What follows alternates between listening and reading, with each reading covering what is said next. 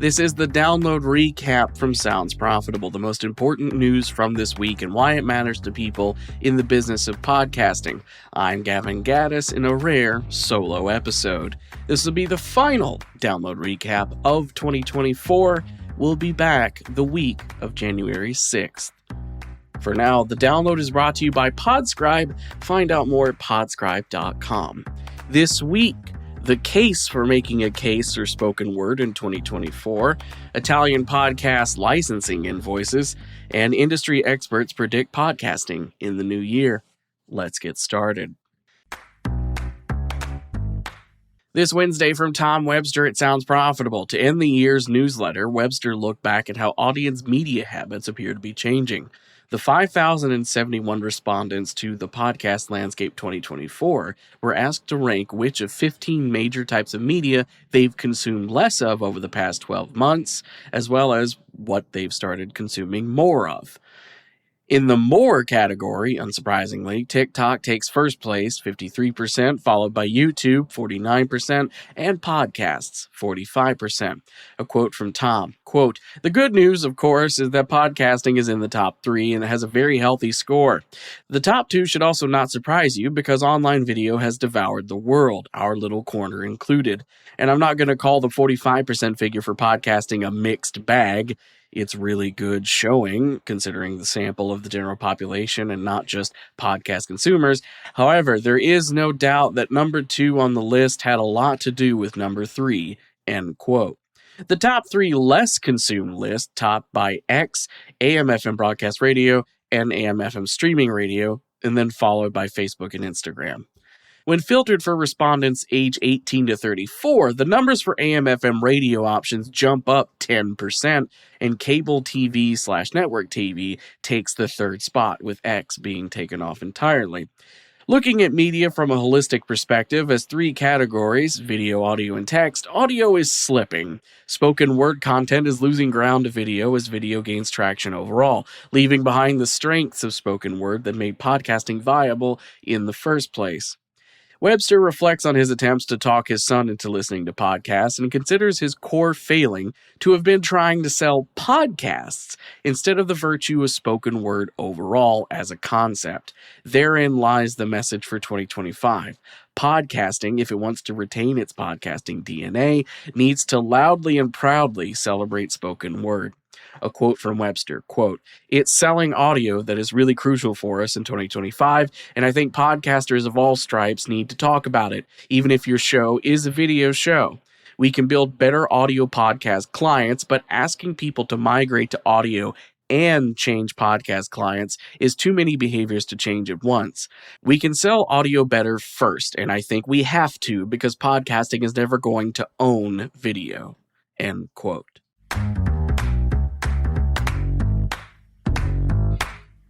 This Sunday from James Cridlin at Pod News, a company in Italy has been sending out invoices totaling over $7,300 to multiple podcast directories and apps, citing their licensing fees for 6 Italian podcasts.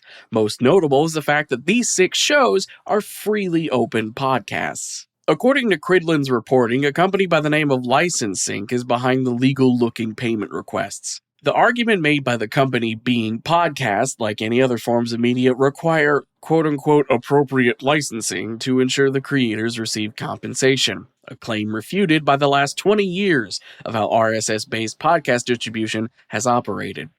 The article offers a deep dive into what licensing claims to be, their behavior and legal-looking missives, and how to spot a member show of their organization.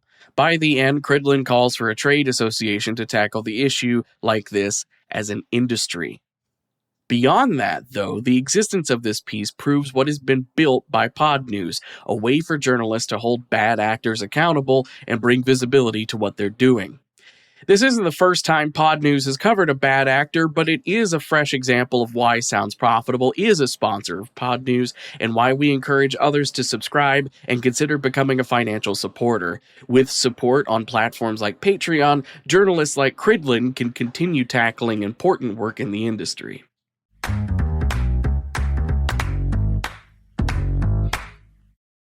Here's a little something fun to end us out. With the end of the year upon us, quite a few outlets are looking forward to discuss what's coming over the next 12 months for podcasting.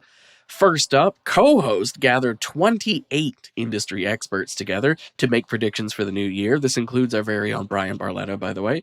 Sentiments shared include anticipating a rise of video and accompanying analytics, multi-channel podcasts by executives, and a return of narrative and hybrid format podcasts as the traditional interview chat show reaches oversaturation. This week's episode of Media Roundtable brings together Amplify Media CEO Stephen Goldstein, Podscribe CEO Pete Bersinger, and Sounds Profitable partner Tom Webster with host Oxford Road and Veritone One CEO Dan Granger to discuss the future of the industry. And for the final one, Right Side Up has written 5 predictions for podcast advertising in the new year. Finally, it's time for our quick hits. These are articles that didn't quite make the cut for today's episode, but are still worth including in your weekend reading. This week I have for you, On Air Fest adds new speakers, expands program. The 2025 edition of the festival has grown to 4 nights, 6 locations, and over 80 performances and presentations. Triton Digital releases the November 2024 Canada Podcast Ranker, a stable month for Canada overall as locally produced content charts hold steady from October. Quill and Canadian Business launched the Moment podcast, spotlighting Canada's boldest entrepreneurs. I didn't realize I was putting 2 Canada things next to each other. We're getting northern today. The podcast focuses on moments of importance from the stories of Canadian entrepreneurs. And finally, Barometer launches contextual targeting and brand suitability targeting for programmatic audio.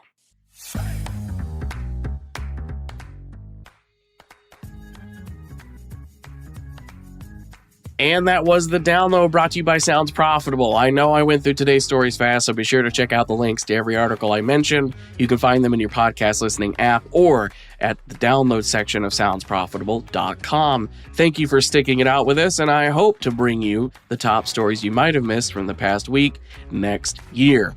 I'm Gavin Gaddis. Our producers are myself, Newton Shottelcotti, Brian Barletta, and Tom Webster. Special thanks to Spreaker for hosting the download, and special thanks to you for joining us. It's been a wonderful year. Until next time, Robot. Download complete.